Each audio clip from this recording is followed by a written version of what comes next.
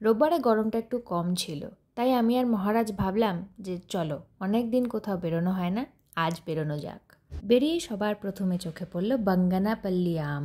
80 টাকা কিলো, তাও খুব একটা পাকেনি, তাই জন্য নিলাম না। এখানে পায়রাদের খুব জরুরি মিটিং চলছে। অটোয় করে আমরা পৌঁছে গেলাম হাইটেক সিটি মেট্রো, হায়দ্রাবাদের লাইফ লাইন অটো আর মেট্রো। আমরা যেখানে যাব সেখানে যেতে গেলে আমাদের মেট্রো চেঞ্জ করতে হবে একটা জাংশনে গিয়ে।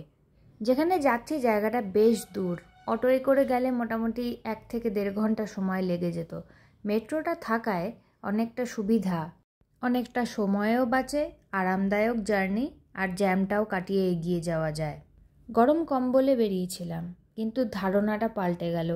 হিটটা কম হলেও প্রচণ্ড অস্বস্তিকর একটা গরম, হাই হিউমিডিটি, প্রচণ্ড ঘাম হচ্ছে এবং একটুও হাওয়া নেই, গুমোট ওয়েদার।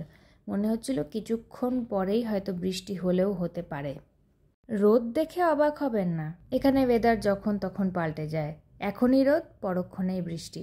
এর আগেও একটা ভিডিওতে আপনাদের দেখিয়েছি যে সন্ধ্যাবেলায় বেরিয়ে দেখি আকাশে চাঁদ, কিছুক্ষণ পরেই ঝমঝম করে বৃষ্টি।